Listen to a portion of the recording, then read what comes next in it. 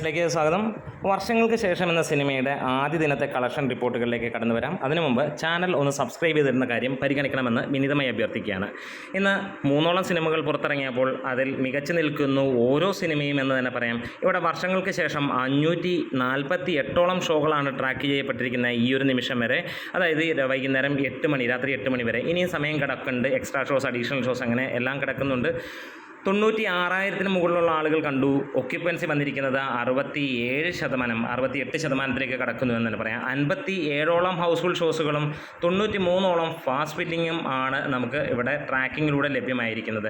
സിനിമയുടെ ഗ്രോസായി പറഞ്ഞിരിക്കുന്നത് 1,43,64,000 രൂപ എന്നുള്ളത് തന്നെയാണ്. എന്താണേലും ഗംഭീരമായിട്ടുള്ള തുടക്കം തന്നെയാണ്. ഈ 3 സിനിമകൾക്കും മികച്ച അഭിപ്രായങ്ങളാണ് ഇന്ന് വന്നിരിക്കുന്നത്. ഒപ്പം ആടുജീവിതം ഇവിടെ ഗംഭീരമായിട്ട് കളിക്കുന്നുണ്ട്. അപ്പോൾ അങ്ങനെ 4 സിനിമകളുള്ളപ്പോൾ തിയേറ്ററുകളിൽ ഗംഭീര തിരക്കാണ്. അങ്ങനെ നിൽക്കുമ്പോൾ അതിനിടയിൽ ഇത്രയും കളക്ഷൻ വരിക എന്ന് പറഞ്ഞു കഴിഞ്ഞാൽ സോളോ റിലീസൊന്നുമല്ല.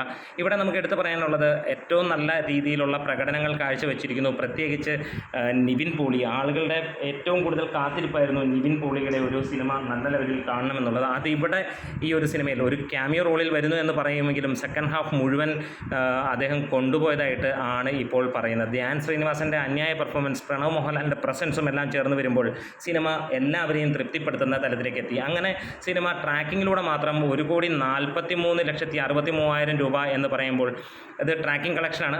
ശരിക്കുമുള്ള ഗ്രോസ് കളക്ഷൻ ഏകദേശം 2.25 കോടി ആ റേഞ്ചിലേക്കാണ്. ഫൈനൽ കളക്ഷൻ ഒരു പക്ഷേ 2.5 കോടിയിലേക്ക് എത്തും എന്ന് തന്നെ വിശ്വസിക്കാം. എന്തായാലും മികച്ച തുടക്കം തന്നെയാണ് സിനിമയ്ക്ക് ലഭിച്ചിരിക്കുന്നത്. വരും ദിവസങ്ങളിൽ ഇവിടുത്തെ കൊടുമ്പിരിക്കൊണ്ട മത്സരം എങ്ങനെയെന്ന് കാണാം. പ്രേക്ഷകർ ഏതാണ് സ്വീകരിക്കുന്നതെന്ന് കാണാം. നമ്മുടെ വീഡിയോ ഇഷ്ടമായ സപ്പോർട്ട് ചെയ്യണം.